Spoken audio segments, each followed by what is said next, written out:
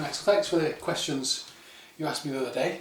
I actually thought of a couple of other occasions when I, sorry, I'm just wiping the lunch off my face, when I actually nearly died.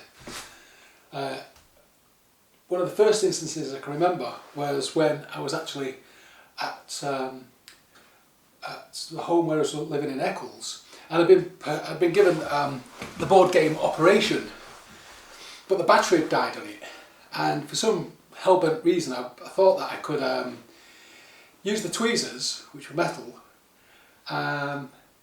connect them to the battery. I think I'd taken them out of the actual game of the Operation, and then half pull out a plug from the socket. But back then they didn't have the protective plastic on them. They were just three bare metal prongs. And I put the tweezers across the two prongs, like that. But when it touched the second prong, obviously that made a circuit. And there was this almighty explosion. The socket went black, it forever charred. And next thing there's this running up the stairs. My old man comes into my bedroom, and I think more because he was frightened, not knowing whether I was alive, dead or alive. Well actually yes, he must have realised I was alive, but I think in his shock, he picked up an item that I'd just purchased from with my birthday money for 16 quid. It was a wee radio from Milador Electronics, and he just picked it up and threw it across the room, and it's shattered. But I mean, I was lucky to live, because if I'd put my finger on the metal, I would have had a big shock.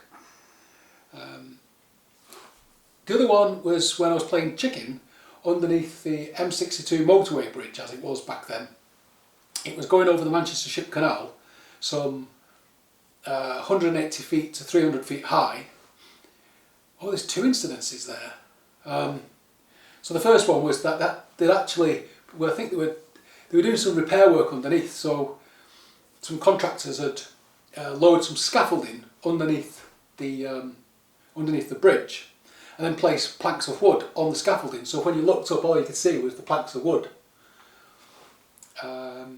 And somehow we managed to.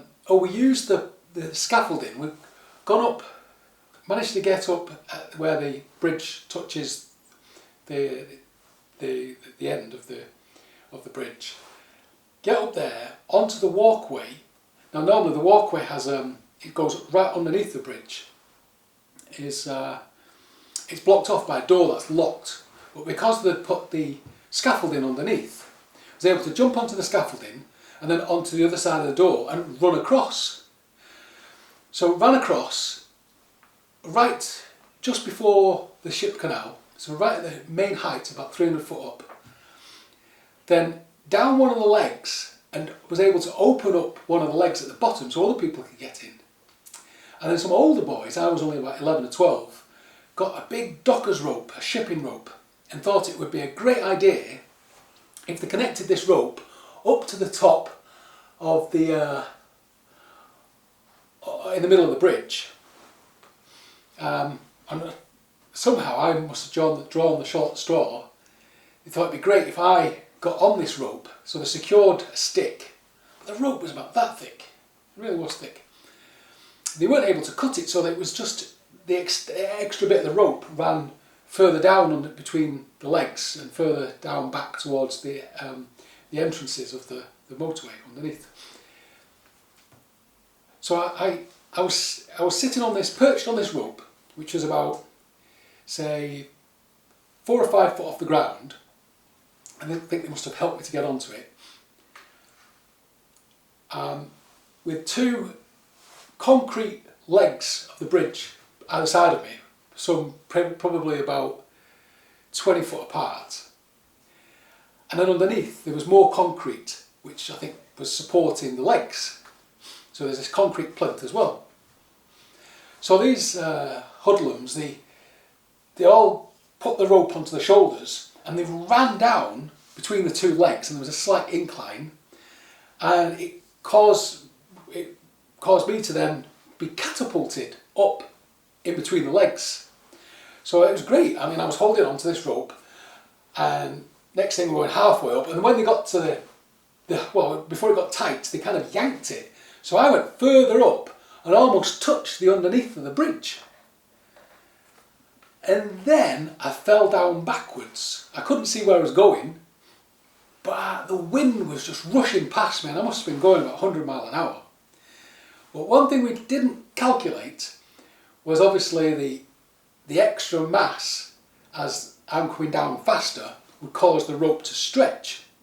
And if I had kept my feet down, both my legs would have been broken. I kept my feet up, and underneath my bum it just skimmed the bottom of the concrete. If it gone any lower, I would have banged into the plinth and broke my back. And then it didn't stop there. It continued. The rope continued backwards, and there was an access road leading to the docks. And on the other side of that, there was some telegraph wires, and the rope itself just went doing round these telegraph wires. So I came to an abrupt halt and almost went over upside down on this telegraph wire and back again. It was great fun, a good laugh. So that was one time, and then in the same month or week while they were working on this scaffolding, some of the local hoodlums thought it'd be a good idea to play chicken. So all this scaffolding's supported underneath the bridge. So actually, where we had the swing was about 300 foot up, and this was about 180 foot up because it was further near towards where the access door was, which was blocked. We thought, how about if we jump from one plank to another and then throw a plank? So as planks were being thrown, there was less stability, and planks would slide on the scaffolding. But it was so interesting to watch the actual the planks as you threw them down or slid them off. They looked like little matchsticks when they finally got splintered into the ground below. That's because it was fallen so far. Well, we knew there was nobody down there because our mates were all up on the scaffolding or on the walkway with us. No. But yes, we could have killed people. We could have also killed ourselves. No, I mean you could have killed people down below. Yes, but they were all with us. We were watching below. It was a closed area. You couldn't get to it. Oh, right. Yeah, it was closed off. The only way in was on the access road to the docks. And it seems that a policeman had been trying frantically to find a way to get to this point. He'd been looking at us from Barnton Airport area, and he didn't know how to get to it. And then after we've had our fun and lived, we were walking along the main Dockers Road back towards our house, which is not far, it's only like just about a mile. A police car slowly came up this Dockers Road. Did Darren do it all with you? Yeah, Darren was with us, and two other boys were with us, Darren Holt, Simon Holt. Simon was my age, Darren was Darren's age, and there was a Chinese lad, Stuart Fung, and some others, I can't remember them.